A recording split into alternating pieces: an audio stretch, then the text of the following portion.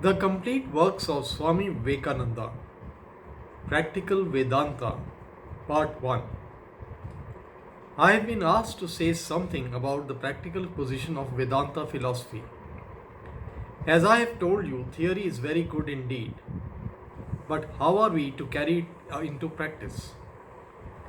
If it be absolutely impracticable, no theory is of any value whatsoever, except as intellectual gymnastics. The Vedanta, therefore, as a religion, must be intensely practical. We must be able to carry it out in every part of our lives. And not only this, the fictitious differentiation between religion and the life of the world must vanish. For the Vedanta teaches oneness, one life throughout. The ideals of religion must cover the whole field of life. They must enter into all our thoughts and more into practice. I will enter gradually on the practical side as we proceed, but this series of lectures is intended to be a basis, and so we must first apply ourselves to the theories and understand how they are worked out, proceeding from the forest caves to the busy streets and cities. And one peculiar feature we find is that many of these thoughts have been the outcome not of retirement into the forests, but have emanated from persons whom we expect to lead the busiest lives, from ruling monarchs. Shwetaketu, the son of Aruni, a sage, was probably a recluse. He was brought up in the forest and he went to the city of the Panchalas. Appearing in the court of the king Pravahana Jaivali, the king asked him, "Do you know how beings depart hence at death?" "No, sir." "Do you know how they return hither?" "No, sir." "Do you know the way of the fathers and the way of the gods?" "No, sir." Then the king asked other questions. Shwetaketu could not answer them, so the king told him that he knew nothing. The boy went back to his father, and the father admitted that he himself could not answer these questions. It was not that he was unwilling to answer the questions, it was that he did not know these things. So he went to the king and asked to be taught these secrets. The king said that these things had been hitherto known only among the kings. The priest never knew them. He, however, proceeded to teach him what he desired to learn. In various Upanishads, we find that this Vedanta philosophy is not the outcome of meditation in the forests alone, but that very best parts of it were thought out and expressed by brains which were busiest in everyday affairs of life. We cannot conceive any man busier than an absolute monarch, a man who is ruling over millions of people, and yet some of these rulers were deep thinkers. Everything goes on to show that this philosophy must be very practical, and later on, when we come to the Bhagavad Gita, most of you have perhaps read it. It is the best commentary that we have on the Vedanta philosophy. Curiously enough, the scene is laid on the battlefield, where Krishna teaches his philosophy to Arjuna. And the doctrine which stands out luminously in every page of the Gita is intense activity, and in the midst of it, eternal calmness.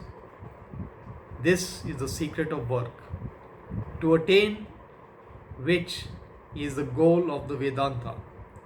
Inactivity, as we understand it in the sense of passivity, certainly cannot be the goal.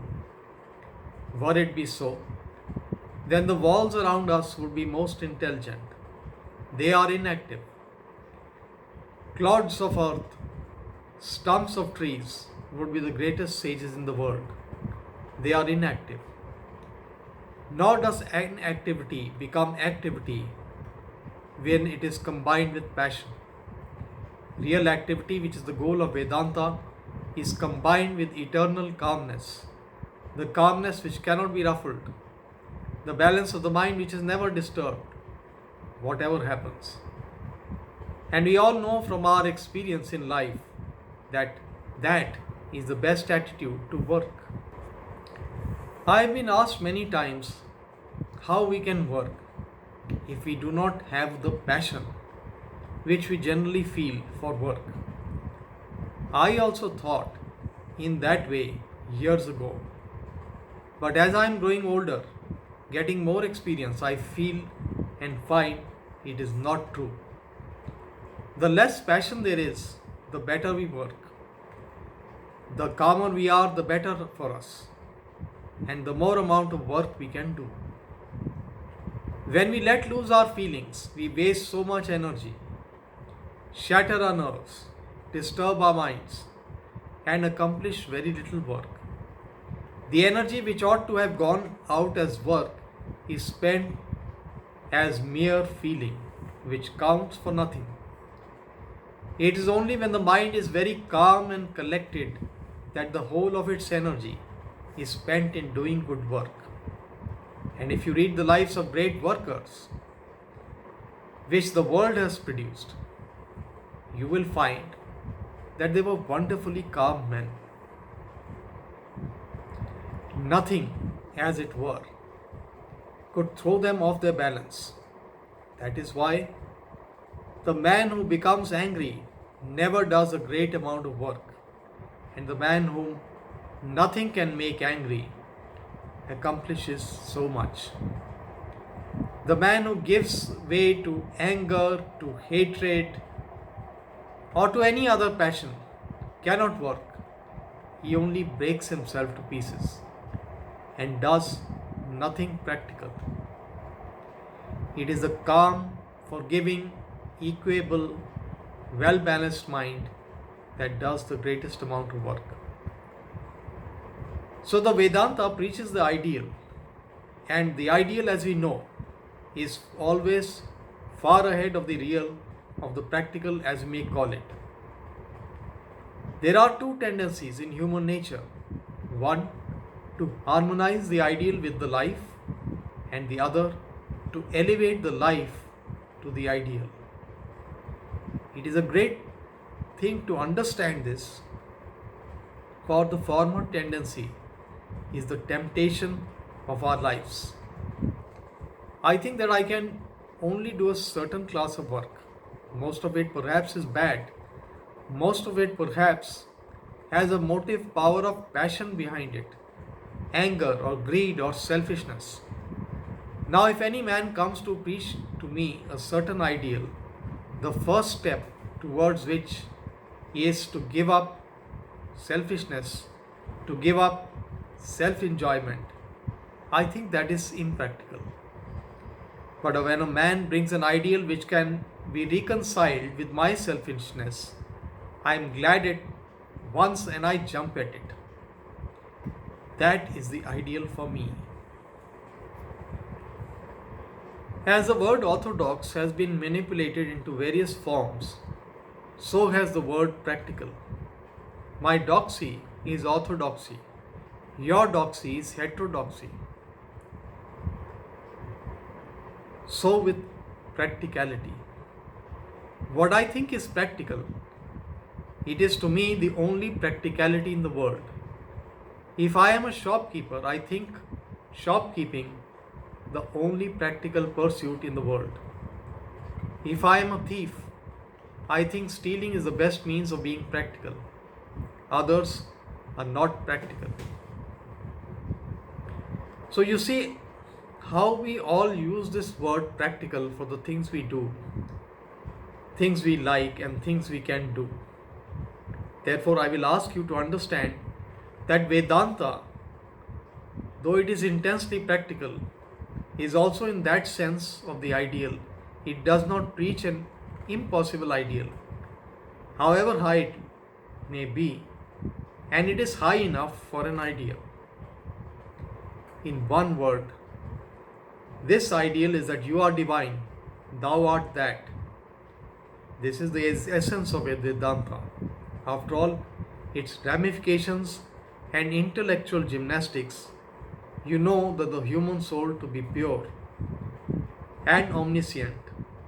You see that such superstitions as birth and death would be entirely nonsense when spoken of in connection with the soul. The soul was never born and will never die, and all these ideas that we are going to die and are afraid to die are mere superstitions. Are all such ideas that we can do this or cannot do that are superstitions? We can do everything. The Vedanta teaches men to have faith in themselves first. As certain religions of the world say that a man who does not believe in a personal God outside of himself is an atheist. So the Vedanta says that a man who does not believe in himself is an atheist. Not believing in the glory of our own soul is what the Vedanta calls atheism. To many, this is no doubt a terrible idea, and most of us think that this ideal can never be reached. But the Vedanta insists that it can be realized by everyone. There is neither man nor woman or child nor difference of race or sex, nor anything that stands as a bar to the realization of the ideal, because Vedanta shows that it is realized already. It is already there. All the powers in the universe are already ours. It is we who have put our hands before our eyes and cry in the dark. Know that there is no darkness around us. Take the hands away and there is light which was from the beginning. Darkness never existed. Weakness never existed. We are the fools who cry that we are weak. We are the fools who cry that we are impure. Thus, Vedanta only insists that the ideal is practical, but that it has been so all the time. And this ideal, this reality, is nothing but our own nature. So everything else that you see is false, untrue, and as soon as you say, I am a little mortal thing, you are saying something which is not true. You are giving a lie to yourselves. You are hypnotizing yourselves into something vile and weak and wretched. The Vedanta recognizes no sin.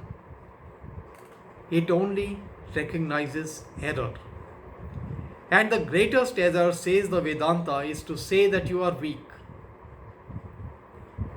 to say that you are a sinner, to say that you are a miserable creature, and that you have no power, and that you cannot do this or you cannot do that.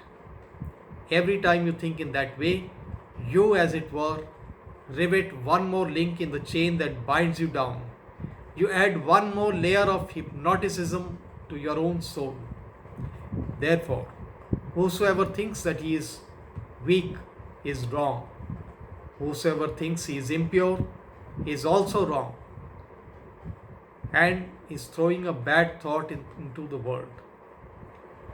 Thus, we must always bear in mind that in the Vedanta there is no attempt at reconciling the present life, the hypnotized life. This false life which we have assumed with the ideal, but this false life must go, and the real life which is always existing must manifest itself and must shine out. No man becomes purer and purer. It is a matter of great manifestation. The veil drops away and the native purity of the soul begins to manifest itself. Everything in is ours already. Infinite purity, freedom, power and love. The Vedanta also says that not only can this be realized in the depths of forests or caves, but by men in all possible conditions of life.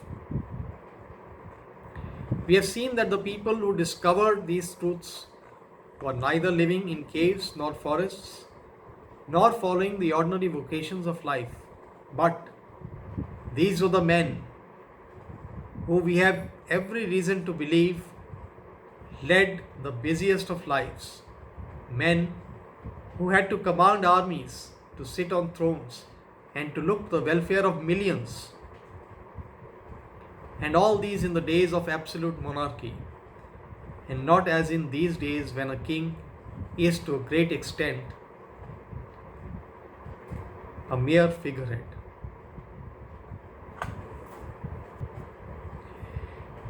Yet they could find time to think out all these thoughts, to realize them and to teach.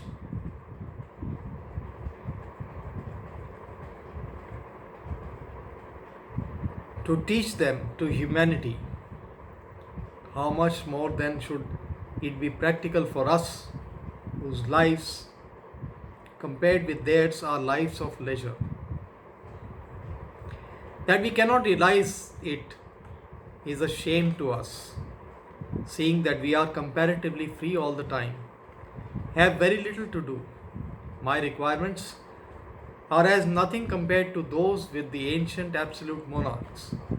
My wants are as nothing compared with the demands of Arjun on the battlefield of Kurukshetra, commanding a huge army, and yet he could find time in the midst of the din and the turmoil of battle to talk the highest philosophy and to carry it into his life also.